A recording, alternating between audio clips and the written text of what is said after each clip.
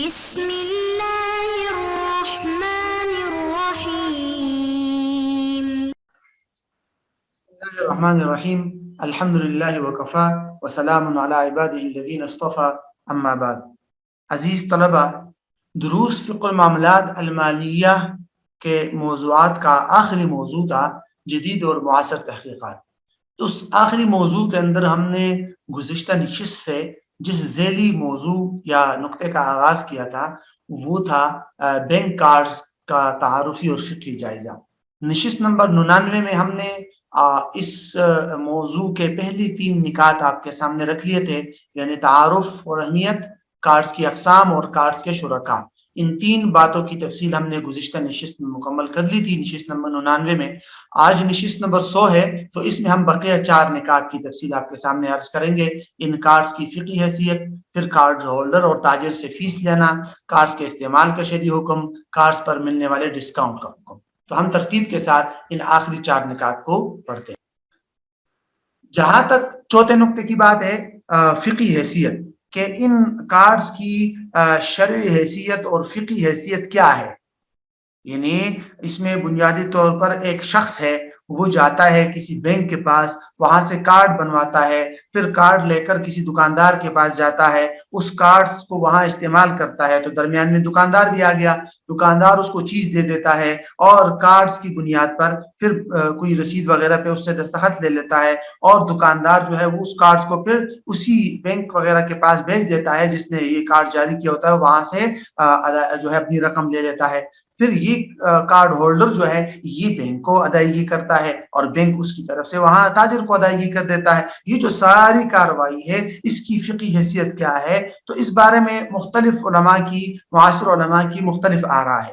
زیادہ مشہور آراء جو ہے وہ 3 ہے. پہلی رائے یہ کہ وکالہ ہے، عقدی وکالہ، یعنی بنیادی طور پر گویا کہ کارڈ ہولڈر نے کارڈ جاری کرنے والے ادارے کو ادائیگی کا وکیل بنا دیا.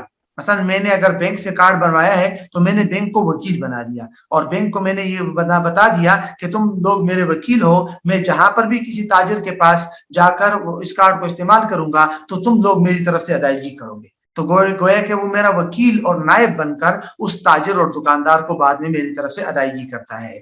تو گویا کہ کارڈ ہولڈر اور تاجر کا آپس میں یہ ہو جائے گا کہ وہ تو خریدار اور فروخت کنندہ ہو جائیں گے، اور کارڈ ہولڈر اور بینک کا آپس میں یہ ہو جائے گا کہ یہ وکیل اور موکل ہو جائیں گے، کہ کسٹمر جو ہے وکیل ہے اور بینک موکل ہے. تو اس طرح فقہی حیثیت اس کی یوں بیان کی گئی ہے. تو بعض علماء کی رائے یہ ہے.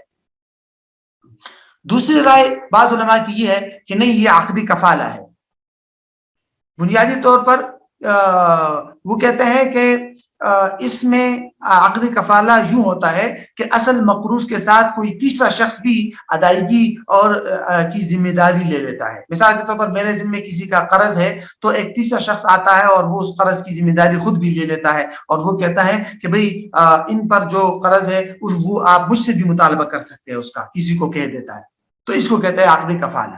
تو یہاں پر بھی ایسا ہے کہ بینک نے بنیادی طور پہ جس کے لیے کارڈ جاری کیا ہے اس کی طرف سے یہ ضمانت لے لی ہے کہ بھئی اس سے مطالبہ کیا جائے اور اس کے ساتھ ساتھ ہم سے بھی مطالبہ کیا جا سکتا ہے. تو تاجر بعد میں خواہ کارڈ ہولڈر سے اپنی رقم کا مطالبہ کرے یا کارڈ ہولڈر کے کارڈ کو ایکسپٹ اور قبول کر کے بینک سے مطالبہ کرے، تو بینک جو ہے وہ بنیادی طور پر کفیل ہے، اصل کفیل جو ہے وہ بینک ہے. تو بینک اور کارڈ ہولڈر کے درمیان میں عقدی کفالہ ہو گیا. تو بعض علماء کی رائے یہ ہے. تیسری رائے یہ ہے کہ یہ عقدی حوالہ ہے. عقدی حوالہ میں بنیادی طور پر یہ ہوتا ہے کہ اصل مقروض کو بری ہو جاتا ہے عارضی طور پر یا جس سے بھی ہے، اور سارا کا سارا ادائیگی یا مطالبہ جو ہے وہ کسی تیسرے فرد کی طرف منتقل ہو جاتا ہے. تو یہاں پر بھی ایسا ہے کہ بینک اور کارڈ ہولڈر کے درمیان اور تاجر کے درمیان، یہ تینوں کے درمیان ایک عقدی حوالہ ہے کہ جب ایک انسان نے دکاندار کے پاس کارڈ استعمال کر کے چیز خرید لی تو یہ انسان دکاندار کا مقروض ہو گیا. اور بینک نے اس کی طرف سے کارڈ جاری کر کے اس کے لیے اس کی طرف سے ادائیگی کو اپنی ذمہ لیا ہے، اور بینک نے یہ کہا ہے کہ بھئی اس کارڈ ہولڈر سے مطالبہ نہ کیا جائے بلکہ ہمارے کارڈ کو دیکھ کر پھر ہم سے مطالبہ کیا جائے، تو اب اصل مقروض تو یہ خریدار تھا، لیکن بینک نے اس کی خریدار کی طرف سے ذمہ داری قبول کر لی اور خریدار کو کہہ دیا کہ یہ بری ہے، ہم سے مطالبہ کیا جائے، تو یہ ہو جائے گا عقد حوالہ کہ ٹرانسفر ہو گیا، رقم جو ہے رقم ٹرانسفر ہو گئی خریدار سے بینک کی طرف، اب تاجر جو ہے خریدار کے بجائے بینک سے مطالبہ کرے گا۔ تو عقد کفالہ اور حوالہ میں یہی فرق ہوتا ہے کہ کفالہ کے اندر دونوں سے مطالبہ کیا جا سکتا ہے، حوالہ میں اصل مقروض کے بجائے تیسرے فرد سے مطالبہ کیا جاتا ہے۔ تو عمومی طور پر اسی رائے کو علماء نے قبول کیا ہے کہ یہ عقد حوالہ ہی ہے، لہٰذا یہ والی فقہی حیثیت اس کی زیادہ درست ہے، لہٰذا یہ عقد حوالہ ہے۔ تو یہ اس کی مختصراً فقہی حیثیت تھی۔ اس کے بعد جو اہم عنوان ہے وہ ہے کارڈ ہولڈر اور تاجر سے فیس وصول کرنا، یعنی کارڈ جاری کرنے والا جو ادارہ ہوتا ہے وہ عمومی طور پر حامل کارڈ سے اور تاجر سے دونوں سے فیس وصول کرتا ہے، جس کے لیے کارڈ جاری کیا ہے اس سے بھی، اور جو تاجر کارڈ وصول کرتا ہے بعد میں اور کارڈ کی بنیاد پر کارڈ کو ایکسپٹ کرتا ہے تو اس کی بنیاد پر بھی وہ اس سے بھی فیس وصول کرتا ہے یہ ادارہ۔ تو سب سے پہلے ہم اس کو الگ الگ کر کے دیکھتے ہیں۔ پہلے ہم دیکھتے ہیں کہ بینک جو حامل کارڈ سے یا جس کے لیے کارڈ جاری کرتا ہے اس سے جو فیس وصول کرتا ہے اس کی شرعی حیثیت کیا ہے۔ دراصل حامل کارڈ سے جو فیس وصول کیا جاتا ہے وہ دو قسم کی ہوتی ہے، ایک کو کہتے ہیں رسوم عضویہ ممبرشپ کی فیس ہوتی ہے، اور رسوم سنویہ اینول فیس ہوتی ہے، سالانہ فیس۔ تو بعض علماء نے تو اس کا انکار کیا ہے، وہ کہتے ہیں کہ بھئی یہ فیس وصول کرنا جائز نہیں ہے کیونکہ یہ عقد حوالہ ہو یا کفالہ ہو یا جو بھی چیز ہے، لیکن اس میں آپ حامل کارڈ سے اگر فیس وصول کرتے ہیں تو یہ سود کے زمرے میں آئے گا، گویا کہ آپ نے حامل کارڈ کی طرف سے ادائیگی کر دی اور بعد میں آپ حامل کارڈ سے زیادہ رقم لے رہے ہیں، فیس بھی وصول کر رہے ہیں، یہ تو ایک قسم کا سود ہے۔ لیکن دوسری طرف کے بعض علماء نے دوسری رائے یہ ہے کہ نہیں بھئی اس کی اجازت ہے، اور اس کی وجہ یہ ہے کہ یہ جو فیس ہے یہ خدمات کا بدل اور اجرت اور معاوضہ ہے، کیونکہ کوئی بھی ادارہ اگر حامل کارڈ کو کارڈ فراہم کرتا ہے، کارڈ جاری کرتا ہے تو اس کے لیے کارڈ بنوائے گا، اس کے لیے وہ کمپیوٹر کا استعمال کرے گا، وقت دے گا، اس کے حساب و کتاب کو رکھتا ہے، پھر اس کی طرف سے بعد میں تاجر کے ساتھ معاملات کرتا ہے، اس کی طرف سے ادائیگی کرتا ہے، اتنے سارے کام کون فری میں کرتا ہے؟ تو اس لیے اس کو اجرت قرار دیا جائے اور اس طرح کی فیس کی اجازت ہے، لہٰذا حضرت شیخ تقی عثمانی صاحب نے بھی فقہ البیوع کے اندر اس کی اجازت دی ہے، لہٰذا حامل کارڈ سے اگر بینک جو ہے یا ادارہ وہ اس طرح کی فیس وصول کرتا ہے تو اس کی اجازت ہے، لیکن شرط اس کے لیے یہ ہے کہ وہ اجرت مثل ہو، یعنی اس طرح کے کاموں پر وہاں جو اجرت وصول کی جاتی ہے اتنی اجرت ہو، لہٰذا اس کی اجازت ہے۔ دوسرے قسم کی جو فیس ہے وہ ہے تاجر سے فیس وصول کرنا، کہ کیا تاجر سے، یعنی جو تاجر کارڈ کو قبول کر کے کسی بھی کسٹمر کو کارڈ کی بنیاد پر چیز دے دیتا ہے اور بعد میں آ کر پھر بینک سے یا جس ادارے نے وہ کارڈ جاری کیا ہوتا ہے اس سے وہ رقم وصول کرتا ہے، تو یہ بیچی جانے والی اشیاء کے تناسب سے باقاعدہ ایک پرسنٹیج یہ ادارہ یا بینک اپنے پاس رکھتا ہے، تو آیا تاجر سے اس طرح کی فیس یا اس طرح کا یعنی کہ معاوضہ وصول کرنا یہ جائز ہے یا نہیں؟ تو اس بارے میں بھی علماء کی تقریباً دو رائے ہیں۔ ایک رائے تو یہ ہے کہ بھئی یہ ناجائز ہے، کیونکہ یہ ایسا ہے کہ بینک نے جو ہے یہ بل آف ایکسچینج کی طرح انہوں نے قرار دیا اور کہا کہ یہ ناجائز ہے، لیکن دوسری طرف بعض علماء نے اس کی اجازت بھی دی ہے، اور علماء کی رائے یہ ہے کہ اس کے جواز کی وجہ یہ ہے کہ بینک جو ہے تاجر کو باقاعدہ ایک مشین فراہم کرتا ہے جس مشین کو یوز کر کے وہ کارڈز کو چیک کرتا ہے، ٹھیک ہے، اسی طرح جو ہے دیگر جو خدمات ہے وہ بھی سر انجام دیتا ہے، مثال کے طور پر کچھ اوراق وغیرہ اور کارڈز وغیرہ یا پیپرز وغیرہ بھی فراہم کرتا ہے۔ اسی طرح اس کے لیے گویا کہ بینک نے ایک اور کام بھی کیا، وہ کام یہ کیا کہ بینک نے اس کے لیے سمسرہ اور دلالی والا معاملہ کیا، کہ بینک نے اس کے لیے یعنی کسٹمر فراہم کر دیے. یعنی ایک طرف بینک نے تاجر کو کارڈز کے لیے مشین وغیرہ فراہم کر دیا اور دوسری طرف سے کسٹمر کو کارڈ دے دیا اور کہا کہ بھئی فلاں فلاں ادارے یا فلاں فلاں جو دکاندار ہے وہ اس کو ایکسپٹ کرتے ہیں. تو گویا کہ کسٹمر بھی فراہم کر دیا. تو اتنے سارے کاموں کا گویا کہ ایک قسم کا معاوضہ ہے جو تاجر سے لیا جا سکتا ہے. لہٰذا اس بنیاد پر اس کی اجازت دی گئی ہے. تو بہرحال یہ کارڈ ہولڈر اور تاجر سے فیس لینے کے بارے میں یہ تفصیل. اس کے بعد ہم دیکھتے ہیں اپنا چھٹا عنوان یا چھٹا موضوع، وہ ہے کہ کارڈز کے استعمال کا شرعی حکم. اے ٹی ایم کارڈز کے استعمال میں تو کوئی حرج نہیں ہے. اس میں تو بس صرف اتنی بات ہوتی ہے کہ آپ کے اکاؤنٹ میں رقم ہوتی ہے، آپ کارڈ استعمال کر کے اس کو جو ہے وہ کرتے ہیں، رقم نکالتے ہیں، لہٰذا اس میں کوئی حرج نہیں. لیکن ڈیبٹ کارڈ کے بارے میں تو ڈیبٹ کارڈ کے بارے میں بھی علماء نے اجازت دی ہے کہ ڈیبٹ کارڈ کو اگر حرام کام میں استعمال نہ کیا جائے تو جائز ہے، کیونکہ ڈیبٹ کارڈ میں بھی نہ کوئی سود وصول کیا جاتا ہے، نہ ڈیبٹ کارڈ والے کو کسی قسم کا ادھار دیا جاتا ہے جس پہ بعد میں سود وصول کیا جائے، بلکہ جیسے انسان ڈیبٹ کارڈ استعمال کرتا ہے تو اس کے اکاؤنٹ سے رقم کاٹ دی جاتی ہے، تو اس میں کوئی حرج نہیں ہے. اسی طرح چارج کارڈ کا کیا شرعی حکم ہے؟ تو چارج کارڈ کو علماء نے عمومی طور پر تو منع کیا ہے، لیکن کچھ شرائط کے ساتھ اس کی اجازت دی ہے. مثلا ایک شرط تو یہ لگائی ہے علماء نے کہ بھئی چارج کارڈ تب آپ یوز کر سکتے ہیں کہ جب ڈیبٹ کارڈ مہیا نہ ہو. اگر ڈیبٹ کارڈ سے کام چل سکتا ہے تو پھر چارج کارڈ کا استعمال جائز نہیں.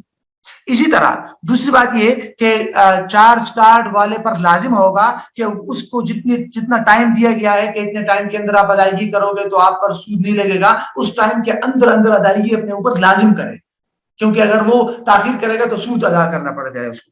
ٹھیک.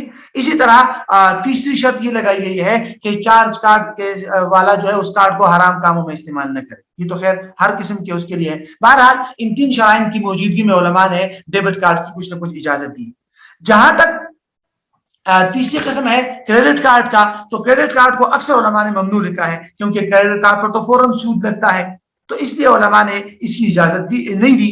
البتہ بعض علماء کے ہاں یہ ہے کہ اگر ڈیبٹ کارڈ اور چارج کارڈ دونوں سے ضرورت پوری نہ ہو سکے اور کریڈٹ کارڈ کی سخت ضرورت ہو اور پھر اسی طرح کریڈٹ کارڈ میں آپ کو سود نہ ادا کرنا پڑے، یعنی اگر کوئی ٹائم ملے جس ٹائم میں آپ پر سود نہیں لگتا، یا کوئی ایسا معاہدہ کرنا نہ پڑے جس میں سود جو ہے ادائیگی کرنی پڑے، تو ایسی صورت میں پھر کریڈٹ کارڈ کی علماء نے گنجائش دی ہے کہ یا تو آپ کو ٹائم ملے کہ اس ٹائم میں آپ ادائیگی کرو گے تو آپ اپنے اوپر لازم کریں کہ ہاں میں اس ٹائم کے اندر ادائیگی کر لوں گا اور سود سے اپنے آپ کو بچا لوں گا، تو پھر بھی اس کی گنجائش ہے.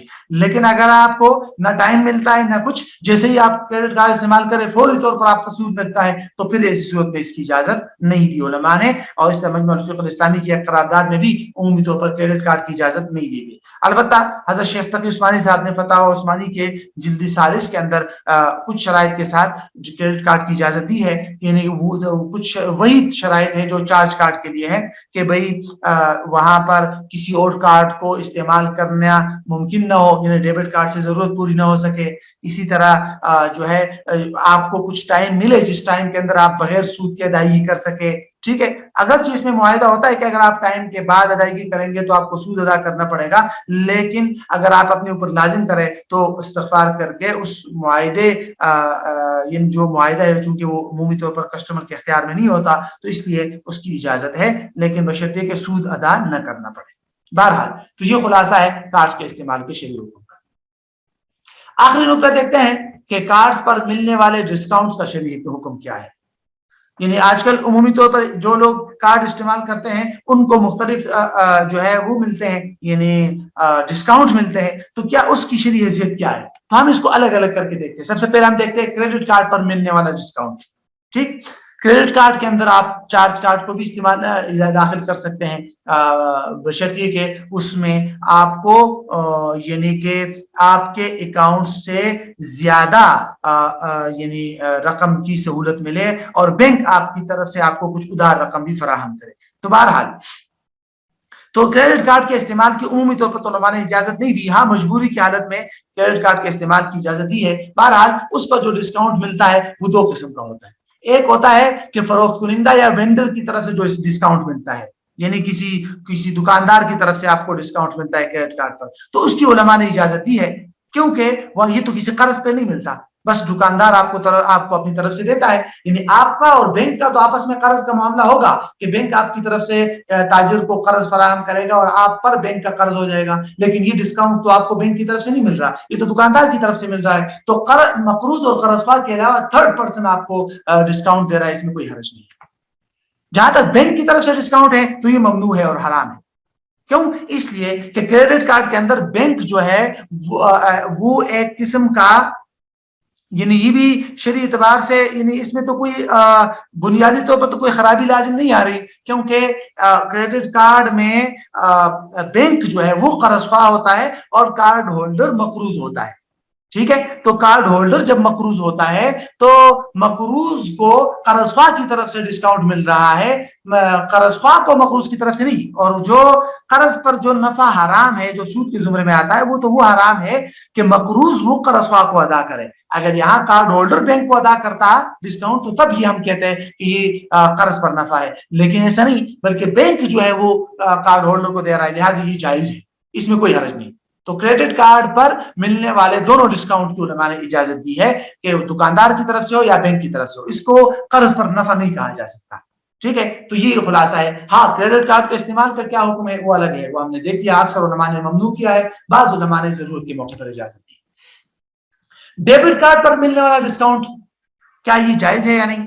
تو ڈیبٹ کارڈ میں بھی دکاندار کی طرف سے جو ڈسکاؤنٹ ملتا ہے وہ جائز ہے, اور اس کی وہی حیثیت جو ہم نے بتا دی آپ کو کہ بھئی یہ تھرڈ پرسن کی طرف سے آپ کو ڈسکاؤنٹ مل رہا ہے, تو اس میں کوئی حرج نہیں ہے.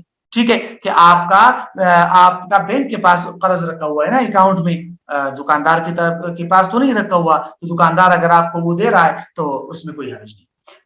لیکن بینک کی طرف سے جو ڈسکاؤنٹ ملتا ہے ڈیبٹ کارڈ پر وہ جائز ہے یا نہیں؟ چونکہ ڈیبٹ کارڈ کے اندر جس آدمی کا کارڈ ہوتا ہے اس نے بینک کے پاس باقاعدہ اپنے اکاؤنٹ میں رقم رکھی ہوتی ہے, اس رقم کی حیثیت قرض کی ہے, تو بینک ہو گیا مقروض اور کارڈ والا ہو گیا قرض خواہ. ٹھیک ہے, اب بینک اگر کارڈ والے کو قرض فراہم کرتا ہے تو یہ قرض ہو جائے گا گویا کہ مقروض قرض خواہ کو قرض فراہم کر رہا ہے, اور یہ قرض پر ایک قسم کا پروفٹ اور نفع ہے, لہذا یہ ناجائز ہونا چاہیے. تو اسی لیے علماء نے لکھا ہے کہ سودی بینک کے تمام اکاؤنٹس کی حیثیت تو قرض کی ہوتی ہے, تو وہ اگر سودی بینک والے اگر اپنے ڈیبٹ کارڈ والے کو ڈسکاؤنٹ دیتے ہیں تو وہ ڈسکاؤنٹ حرام ہوگا, قرض پر نفع ہوگا, اس لیے اس کی اجازت نہیں ہے.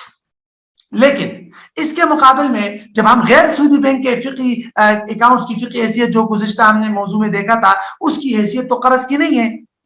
تو اسی لیے علماء نے لکھا ہے کہ اگر ڈیبٹ کارڈ ہولڈر کو ڈسکاؤنٹ ملتا ہے, ٹھیک ہے, اور وہ کرنٹ اکاؤنٹ پر ملتا ہے تو ٹھیک ہے, کرنٹ اکاؤنٹ کی حیثیت تو قرض کی ہے, تو وہ ہم منع کر سکتے ہیں کہ کرنٹ اکاؤنٹ میں کی حیثیت قرض کی ہے, لہذا بینک جو مقروض ہے وہ کارڈ ہولڈر کو ڈسکاؤنٹ فراہم کر رہا ہے, لہذا یہ ممنوع ہے. لیکن جہاں تک سیونگ اکاؤنٹ اور فکس ڈپازٹ کی بات ہے کہ اگر ایک ڈیبٹ کارڈ والا آدمی ہے, اس نے اسلامک بینک کے اندر فکس ڈپازٹ یا سیونگ اکاؤنٹ بنایا ہے اور اس کے اندر رقم رکھی ہوئی ہے, تو اس رقم کی حیثیت تو قرض کی نہیں ہے. ٹھیک ہے, تو جب اس رقم کی حیثیت قرض کی نہیں ہے, اب اگر بینک اس ڈیبٹ کارڈ والے کو اس سیونگ اکاؤنٹ یا ڈیبٹ یا فکس ڈپازٹ کی بنیاد پر وہ کوئی ڈسکاؤنٹ دے رہا ہے, اس کو آپ قرض پر نفع نہیں کہہ سکتے, اس لیے علماء نے اس کی اجازت دی ہے. تو خلاصہ یہ ہوا کہ ڈیبٹ کارڈ میں اگر بینک کی طرف سے ڈسکاؤنٹ ملتا ہے تو سودی بینک کی طرف سے جو ڈیبٹ کارڈ میں اکاؤنٹ ڈیبٹ ہولڈر کو کارڈ ہولڈر کو جو بھی نفع ملتا ہے وہ حرام ہے. اسلامک بینک میں اگر تو کرنٹ اکاؤنٹ آپ نے بنایا ہے اور ڈیبٹ کارڈ ہے آپ کا اور بینک آپ کو وہ دے رہا ہے, اس کو بھی علماء اجازت نہیں دیتی. لیکن جو فکس ڈپازٹ اور سیونگ اکاؤنٹ ہے آپ کا اسلامک بینک میں, سودی بینک میں نہیں, اسلامک بینک میں فکس ڈپازٹ اور سیونگ اکاؤنٹ ہے اور وہ بینک آپ کو ڈیبٹ کارڈ پر کوئی ڈسکاؤنٹ دے رہا ہے, تو اس کی علماء نے اجازت دی ہے. تو یہ خلاصہ ہو گیا قرض پر ملنے والے ڈسکاؤنٹ کا. اس میں مزید تفصیلات ہے, معاصر علماء کی ایک اختلافات بھی ہے, لیکن جو ہمارے نزدیک راجح ہے وہ خلاصہ میں نے آپ کو بتا دیا.